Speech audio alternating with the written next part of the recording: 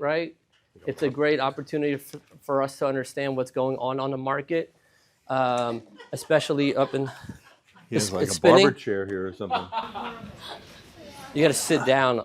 I did, but my feet barely touch the ground still. You got to sit on it. You got to put your weight on it. Yeah. There you go. Spinning around, my or you feet just weren't need a touching. Marine. There Somebody you goes go. to the gym all the time.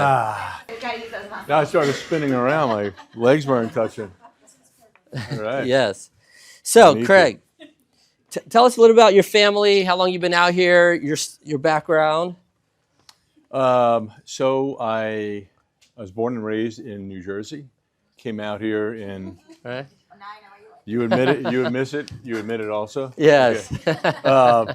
Graduated in 1983. Yes, I'm old and older.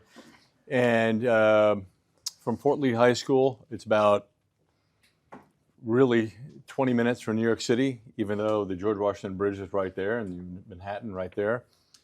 I came out to ASU and never went back.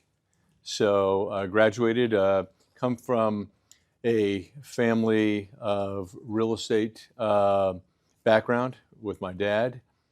So today I have 3 boys and a lovely wife of almost 28 years.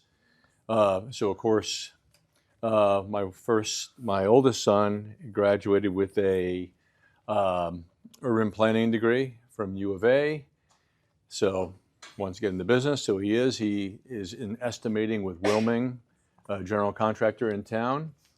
I have a middle son who graduated from University of San Diego with a real estate and finance degree. Then he got his master's in real estate development at ASU. He now works for a competitor, BioWest, which is great. Then I have my youngest son, who is a senior at University of San Diego. Yes, I'll be working forever, out of state tuition. Again, real estate and finance degree. You kind of probably see a theme. They all wanted to follow not just my footsteps, their grandfather's footsteps, which I did as well. And but I don't want any of them working for me because I want them to learn on their own and just really understand the business and understand that there's no handouts because we'll have to work hard every day. It's awesome. Awesome. Thank you. Talk about your grandfather. So let's talk a little bit of the history of Mac development. So, if you could elaborate. Yes. So the Mac company was formed in 1962 by the Mac family. The company originally is the pioneers of the Meadowlands. I don't know if everyone's heard of that. Sadly, my Giants play there.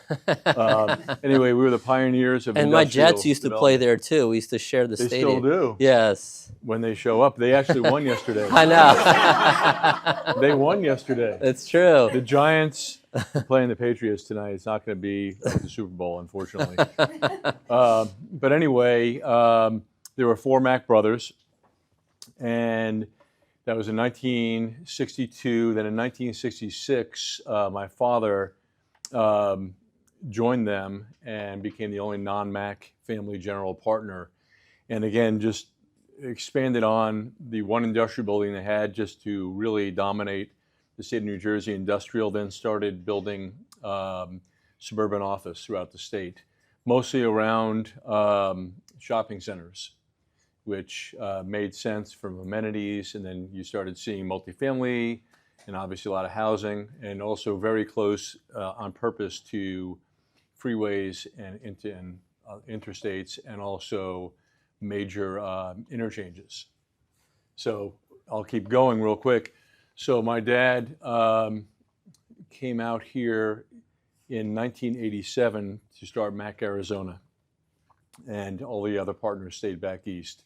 I'll bore you a little more. After I graduated ASU, I went to go work at Cushman and Wakefield in research, making $12,000 a year. Mm-hmm. So I thought I was rich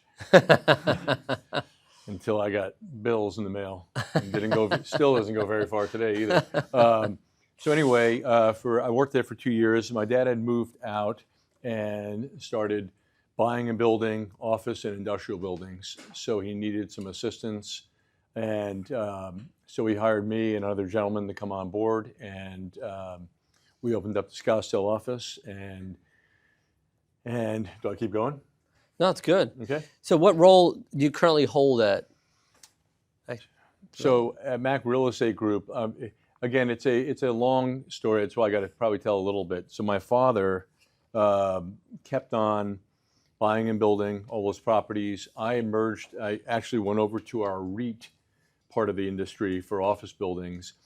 And then they asked me to move back to New Jersey. They're like, hey, your dad helped build the company. And my wife's like, you're going alone. There's no way. She's on cue. She's just calling me right now. She heard. Yeah, we're not moving. Yeah, we're not moving. But it's better than that because she said, and you can't go back and work on the private side of the business with your dad because you're a nightmare when you come home. So I transitioned over to the commercial services side and actually worked right next door, built up Trammell Crow's services side of the business, brokerage, property management, project management. Then we got bought by CBRE. The reason why I'll tell you this is because I went to CBRE. I ran their Southwest region. I had over 250 brokers in the region, property management, project management, and investment sales. But also during that time, got to know, again, a lot of relationships with brokers, developers, banks, title companies, you name it. Then my dad was approaching 80, and he's asked me to come back and work for him. And at first I said no. That was in 2016. And in 2018, I came back over to work. He was still with the Mac company, but what we did was one of his partners and their son started Mac Real Estate Group, which is an equity business and also a credit business. So they lent money, not to ourselves, and they also built the same product type that we did here, except they did multifamily. So we merged the Mac company and kind of transitioned the gladiators, we called them. They're all in their 80s, the fathers and the uncles, to Mac Real Estate Group. So today, unfortunately, about a year and a half after we did that, my father passed away. So I took over the operations and let's see, he passed the end of 2019. So I'm a managing director. I run Arizona operations. We have probably 11 projects, both multifamily and in the warehouse side of the business in the Phoenix MSA. It's amazing. We saw a headline saying something that's about a $7 billion project over at the Taiwanese semiconductor, Hala Vista. How many years did it take behind the scenes to plan a project that big? And what was the acquisition of the land cost? And when can we expect some of the projects to break ground? Yeah, so we had participated in multiple state land auctions. One of them in Deer Valley, 224 acres of industrial, and then another one, 125 acres. And I'm hated by DC Ranch, but it's at Bell Road up to Pima, right off the 101. They blame me for making it industrial, but I was in college when they zoned it industrial. So we were successful there. There's a ton of infrastructure. So one of the biggest things, and I think everyone knows this, in this business is relationships. If you don't have them, someone else will. So I kept the guy on at Trammell Crow. He ran all of our financial and operations side of the business. And then I brought him to CBRE with me. Then he went to go work for a developer, but he is the deputy land commissioner. So he called me and he said, hey, we have an opportunity. And it is surrounding TSMC is 2,400 to 2,500 acres. We need someone to help us bring it to auction. There's no guarantee you're going to win it, but it's not going to be like the other ones where you just show up with 10% of the check of the total appraised amount, and anyone can do it. You have to be qualified, and be able to perform. So I'm like, yeah, let's do it. So that was back in 2022. So we had the auction in May of 24. There were 3 people that qualified, us and 2 other groups.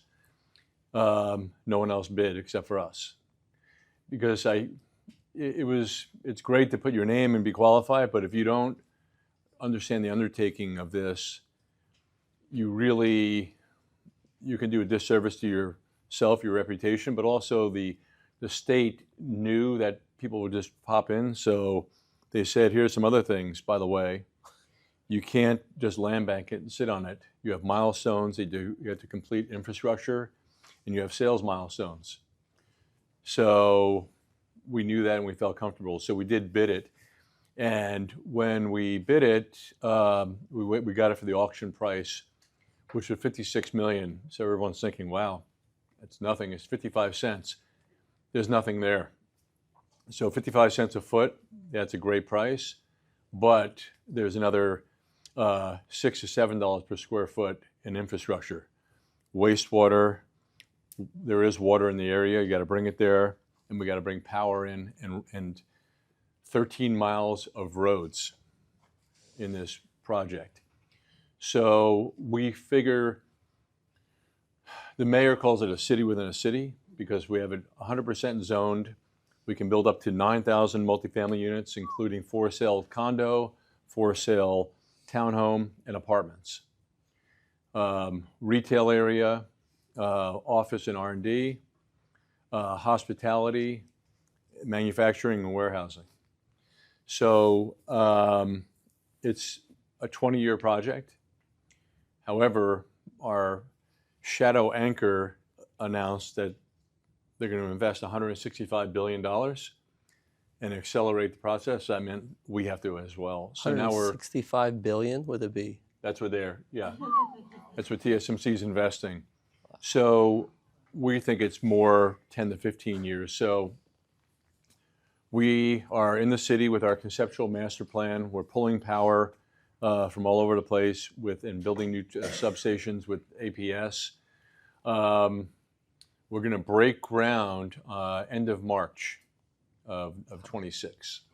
So that'll be great. That'll be for the phase 1. And in there, we've already signed Costco. And we have another. All set, that's it. All you need is Costco. I want to buy one of those. So, and there's housing. So, do you need a good realtor? You need good brokerage? well, here, I'm going to get to that part. You gotta So ask. we can't put any single-family homes on our site, but across the 303, there'll be an auction where they're going to build at least 15,000 homes. Pulte is the applicant. Yep. However, so we have other retailers. We're also selling land for a courtyard residence in dual brand. We're doing that because that's what TSMC said they need. They lease, they rent out, or they occupy 68,000 hotel rooms a year. So it's like 184 rooms straight nightly. If you go to Happy Valley, you can't find a hotel.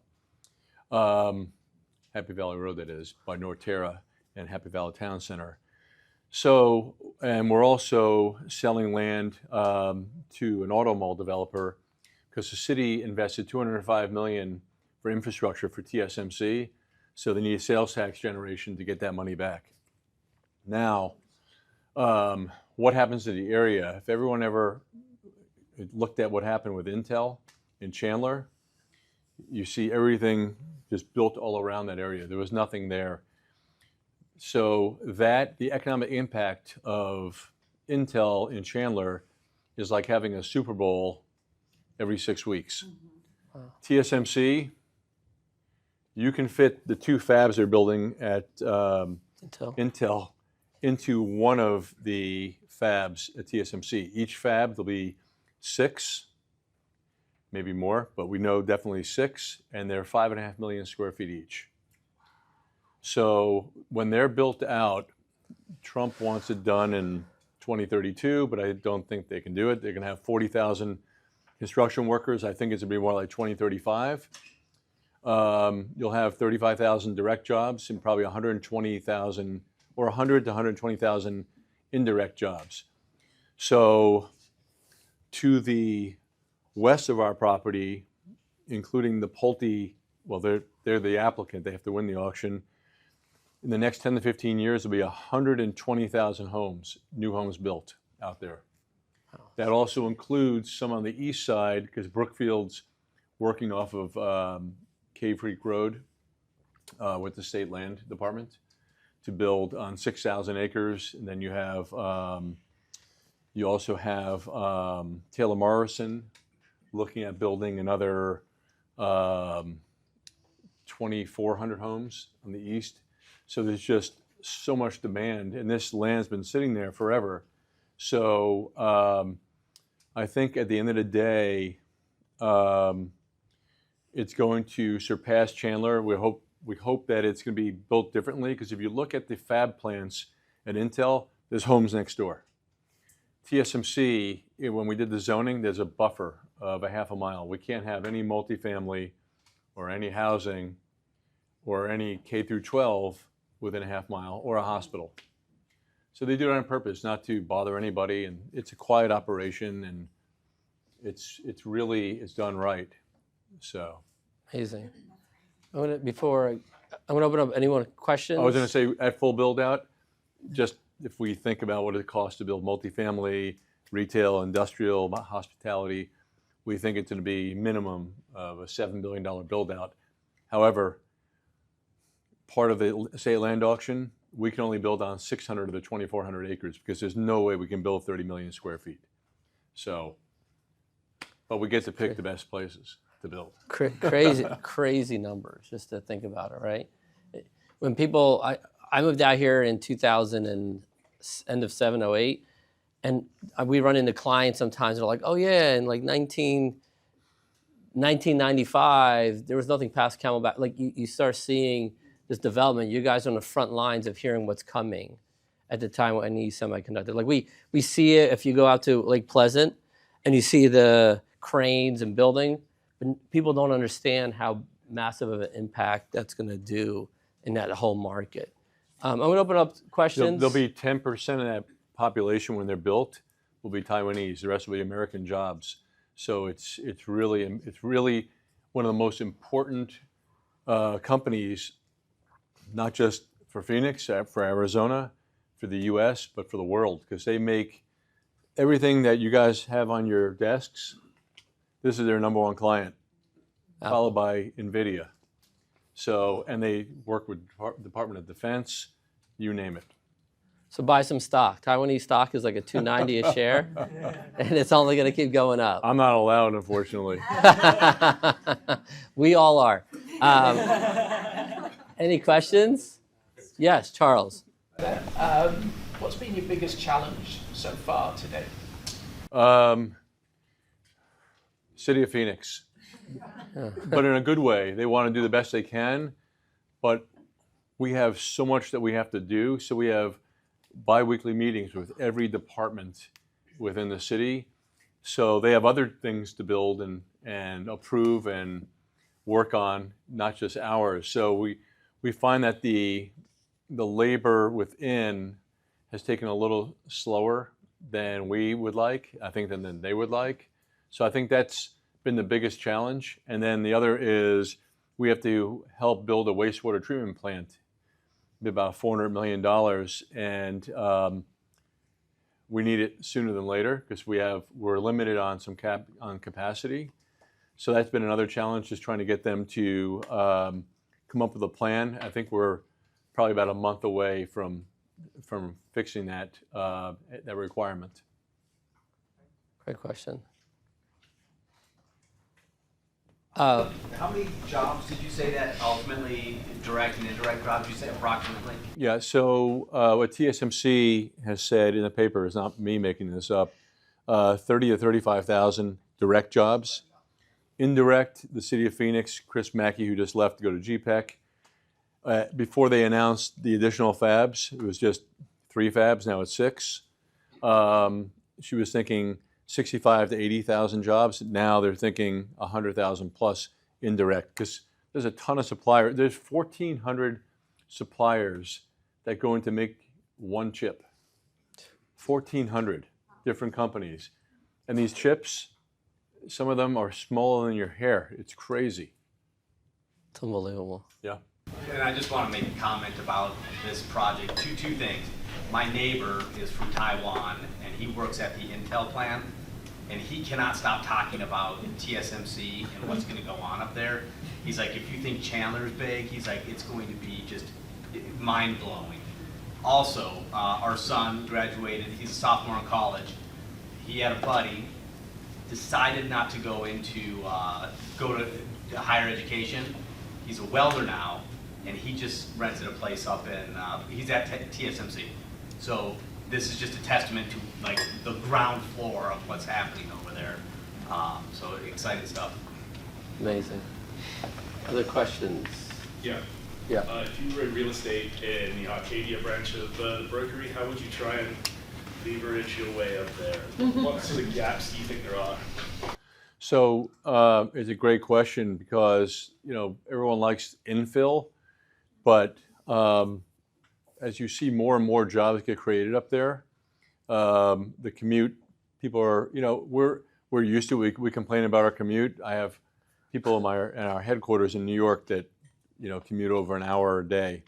So I think what's going to happen is you're going to see the natural progression going up there, and you're going to see, like in Norterra, they're selling homes at 19th Avenue in Happy Valley for $1.2 million. Really? I mean, that's unbelievable. So I think you're going to see the home builders, they're going to elevate their game and build nicer homes. And I know what Pulte is going to be focusing on. That's more of the management style homes. So again, it doesn't matter where you work, because it's good to have knowledge and know about the market, but someone's going to ask you, okay, I like Arcadia, but where else can you suggest? And you might say, well, believe it or not, there's growth heading up there. They'll be like, well, I don't want to be up in like Deer Valley, but believe it or not, a lot of them are starting to look. We build multifamily up there, and the demand is just, it's crazy. Again, Arcadia is awesome. PV is awesome. I live in North Scottsdale. It's great, but I do see my neighbor actually right next door to me for the last 20 years.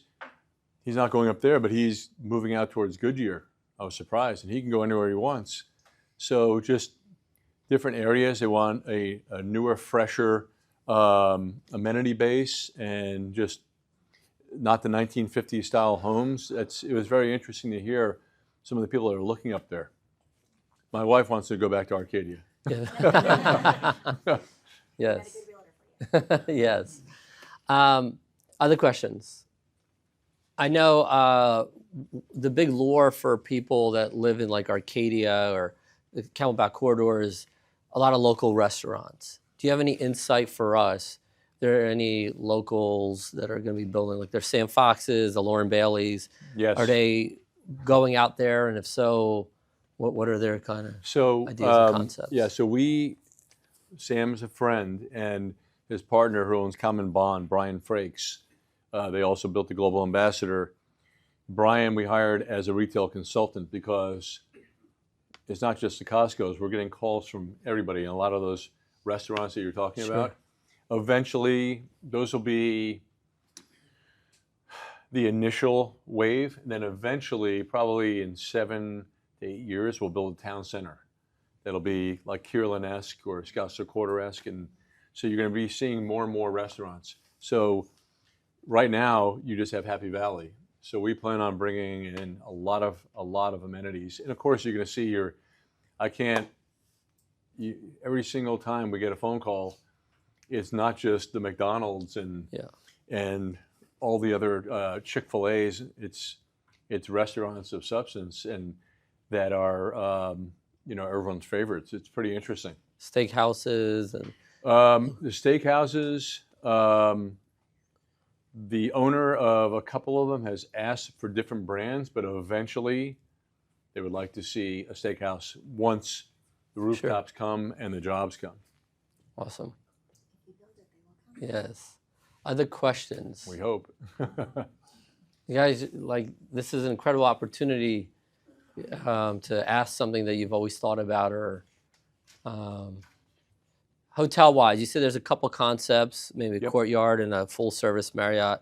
Do you have any boutique hotels or any like so Ritz-Carltons? Or first it'll be extended stay, okay, and then you'll get to more of the full service, and then down the line we think maybe it could be like a global ambassador light, but again down the road. Yep. So again, something to accommodate and take care of everyone that lives, works, and plays up there. Sure. Eric? Seeing and playing up there, entertainment, is there going to be any like major entertainment areas for families and whatnot? So yes, besides our site, there'll be another land auction for more retail. So you're seeing your typical family-style restaurants. You're seeing your Dave & Buster's. You're seeing We've gotten calls not from Top Golf because we can't put them up there, but like Chicken and Pickle. Just we're seeing all those types of uses come up there. Pop Stroke. So it is coming. There will be a lot of amenities up there because of the demand from all the people that are going to be not just working up there but living up there. And there's a lot of people that live up there already, and the incomes already are like on average $120,000. And wait till TSMC kicks in because they pay a lot. So if anyone has family that's looking for career changes, maybe become an engineer or something because it's unbelievable. Just a light switch. Lindsay? Yeah. Sorry, but No problem. if you were going to buy an investment property in that area, where? East, west of the 17, like what neighborhood would you put your money on? So it's a great question. I think the homes east of I-17 and Carefree Highway, I think those are going to go up in value. Again, I'm not in residential. I just know what happens when you have all these things come, when you have amenities and you have new homes coming. But I also think that Peoria, that Vistancia area, it's already doing well. It's just going to continue. They're going to build more homes there. So I think you can't go wrong. And then eventually when they build the Pulte community down there, it's called North Park. It's weird because they're south of us. I always call them South Park. But anyway. That's probably why they go. So That's I think that for investment purposes, I think that just anywhere within a 5-mile radius, how can you go wrong? And then people love Lake Pleasant. That's all I hear about is, we all go there and it's great and then you go home, but there's so many people that like to mountain bike, and we're going to put trails and bike paths all around our property as well. It's awesome. Yes. What do you guys do with the multifamily? Do you hold on to it, or do you end up selling it to like a... We typically build and hold. So, and I should say, in some, if someone gives us a great opportunity, we'll sell, but some of our multifamily here is in opportunity zones, so we have to hold it for at least 10 years. Our site up here is not opportunity zone. And again, 9,000 apartments, there's no way we can build that, and I hope that takes a long time to build because we have a lot of apartments right now that need to be absorbed. Mm-hmm. Charles? Yeah, so you started at 56 million. I have a couple of questions. Did you expect to have this sort of expanse, or was it as you bolted pieces on? And also the money that you've invested, is that private equity? Is it personal investment? Great question. So we knew right away that the infrastructure alone, just the horizontal, would be probably about $1.5 billion. The state stayed in as our partner. So we have, when we sell all that land, we have 25 years to sell it.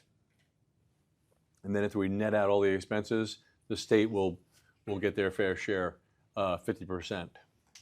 So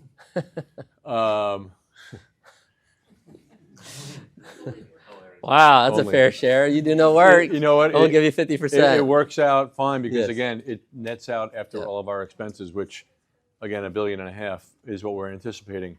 Our capital, we are the developer and we're the managing member.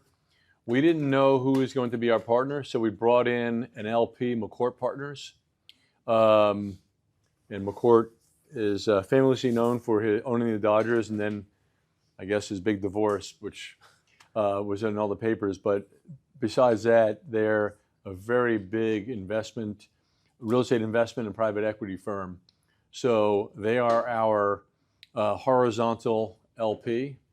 What we'll do on our vertical opportunities, we'll probably joint venture with them, but we'll probably raise a fund, which could be a sovereign wealth fund. It can be a private equity firm that wants to invest, but we'll raise that, and we will be the GP, and they'll be the LP, and we'll. Only reason why we're doing that so we can do more, because otherwise, if we use all our money, then you're sitting and waiting for a long time. So we'll go ahead and we'll bring in private equity or one of those firms to help build a fund to build the vertical opportunities. Great question. What's so cool is I actually met Craig probably about 1.5 years ago at Global Ambassador. And when he told me about the acquisition and his development project, he showed me kind of the renderings. One of the coolest things that stuck to me is, as he mentioned, his father and grandfather were in the business. Father was in the business. Yep. And he's naming a street in the Halo Vista development after his father. So like legacies can be passed down financially, but also, there's other ways to do it. So I just want to. Yeah, I appreciate you saying that. When I meant grandfather, was my sons saw their grandfather. So, my dad, he was first generation to come to the United States. My grandparents came from Poland. He was born in the Bronx and raised there, and had no money, and just had that drive and determination to make a success of himself, and he did. And it's interesting because generational wealth, he has not distributed any of it, unfortunately, or my mother hasn't. But in honor of everything he did of getting the business set up out here, and what he did also for the company back in New Jersey, our main street where Costco is, and the auto mall and the restaurants, will be Ralph Hennig Way, and that's in our development agreement with the city of Phoenix. So it was really, and it wasn't my idea; it was my partner's idea. So it was really, really touching. So when we go to we'll do a unveiling of that road, and we'll have a nice little celebration. It won't be at the same time as our groundbreaking, because we want to make sure that we're doing it when we either open that road or start the construction on it. That's awesome. That's great. Yes. Will there be any sustainability features, whether it's in the materials or systems in place? Yes. So that's a great question. We are going to, I don't even, can't even put a number on it. We're going to salvage probably over 5,000 trees. We're also going to, the city of Phoenix has been interesting because their water reclamation, like a lot of golf courses, will use the effluent. In Phoenix, from what we've seen, is they're using a lot of the drinking water. So they're changing things, and we're going to be doing that. So as part of the wastewater treatment plant, we're doing advanced wastewater treatment. So it can be treated and reused. So hate to say it, but tap the toilet. Everyone drinks it, you don't even know it because it's so pure. It really is, especially Scottsdale was one of the pioneers of that. So that will obviously have a bunch of opportunities for solar. But solar in Arizona hasn't taken off really like it should have, because our Palo Verde, we generate cheap power, inexpensive, efficient power. So we'll have solar as well, mostly desert landscaping. We're looking at potential like electric buses or cars that can take you from like TSMC or even further to the retail areas, go back and forth. So people don't have to awesome. cut down on traffic, but also on emissions. So, and then all of our warehouses will have LED lighting, and believe it or not, air conditioning is better than evap cooling because you use so much water when you do evap cooling.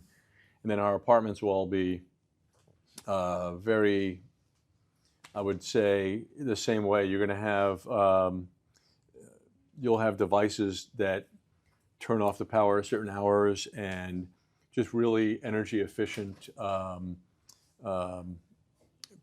light fixtures, but also water fixtures as well.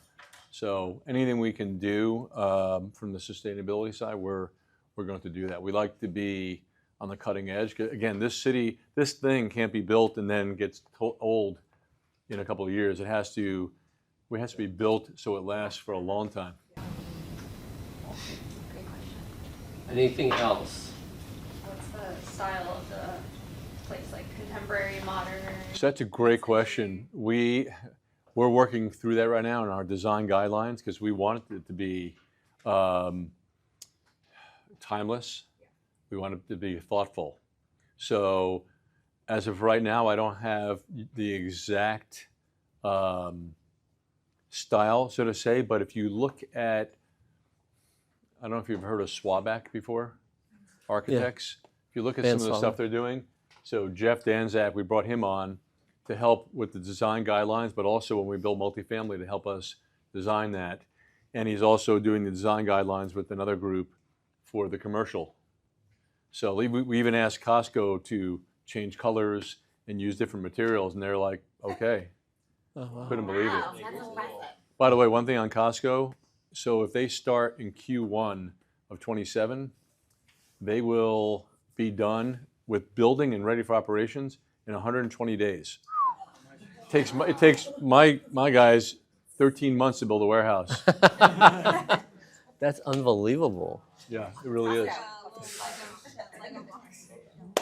Seriously. That's crazy. So they're now breaking ground for many years because they.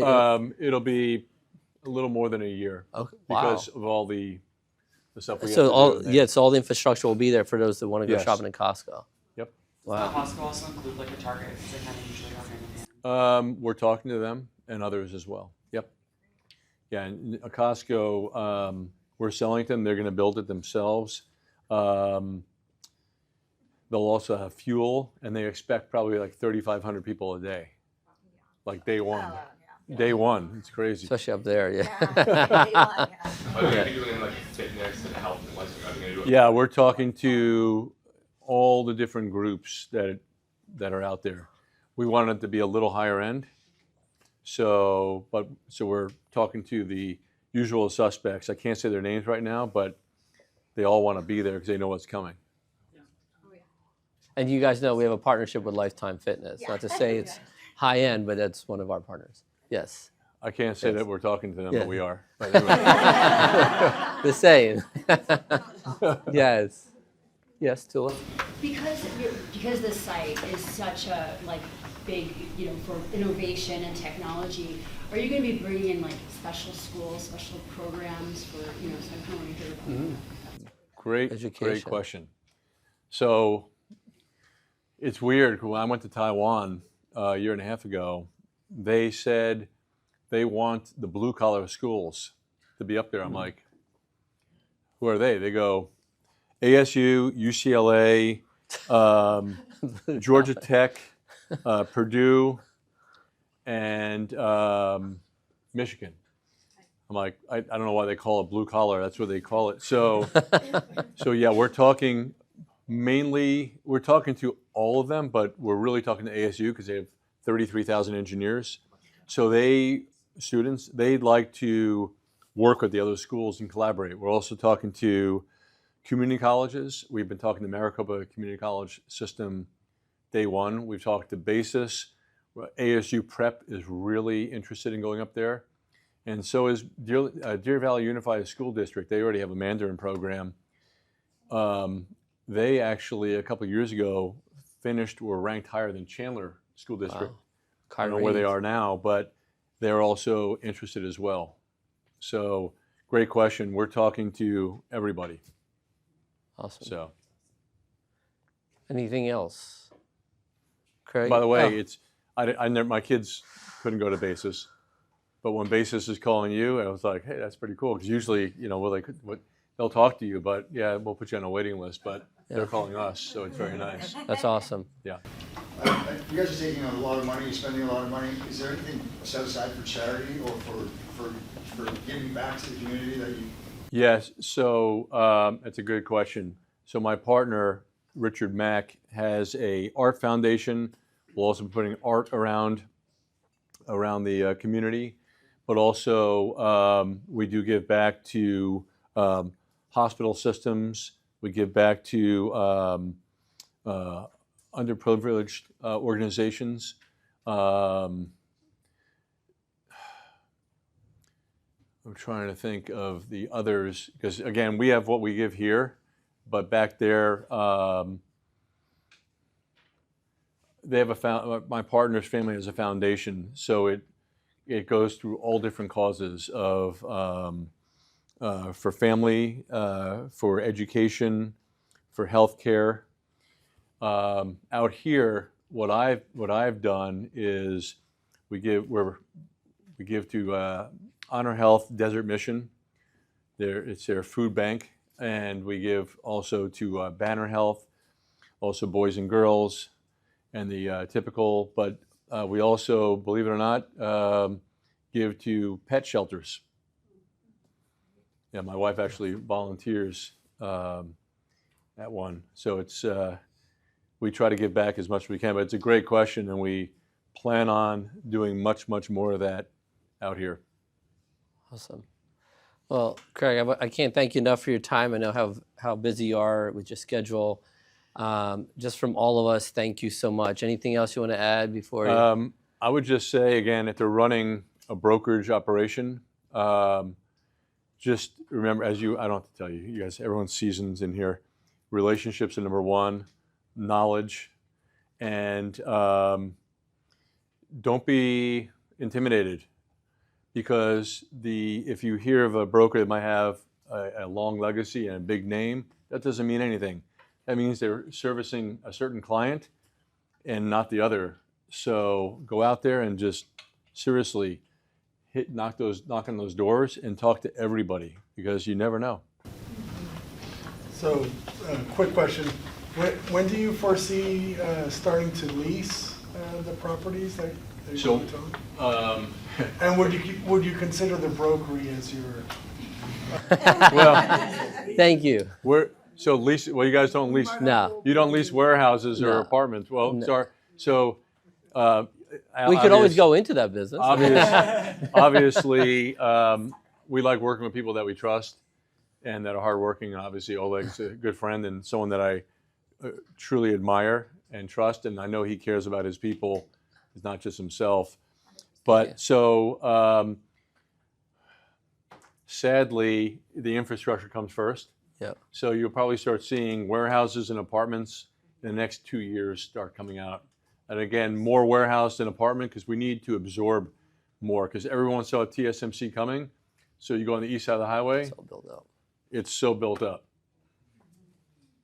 So. And I want to say, I've been asking Craig literally for the last 12 months to come speak. So persistence works. It does. So keep knocking on those doors. For those that know me, I will keep asking and asking. But I am very fortunate that, Craig was able to, he's on, his company's based out of East Coast. So he already starts 3 hours ahead of us. So every time I see him in the morning, he's already on conference calls Monday, Tuesday, Wednesday. I'm like, how about this day? How about this day? I'm like, I'll push your meeting back. So whatever it took to get him in here. And it was absolutely valuable, priceless to us. And I appreciate your time, Craig. Thank you. Appreciate it. Thank you. Thank you. A friend. Thanks, buddy. Thank you for. Appreciate it. Yes, thank you. So now we have to execute. Yes. So this is all fun and the videos are great, but not until we execute. Thank you. Thank you all for your time. Thank you. So I hope you found a lot of value in the meeting today. We try to find more local, experts in what they do. I want to thank everybody. I know we ran over a little bit, but it was just too much valuable information not to continue through. So have a great month. Oh, Just really quick, Matt Garsha, landmark title, oh yeah. has Joni's Jams. Play gets for you guys. Okay, okay, okay, okay. So grab your snacks. Have a great December. Thank you, guys.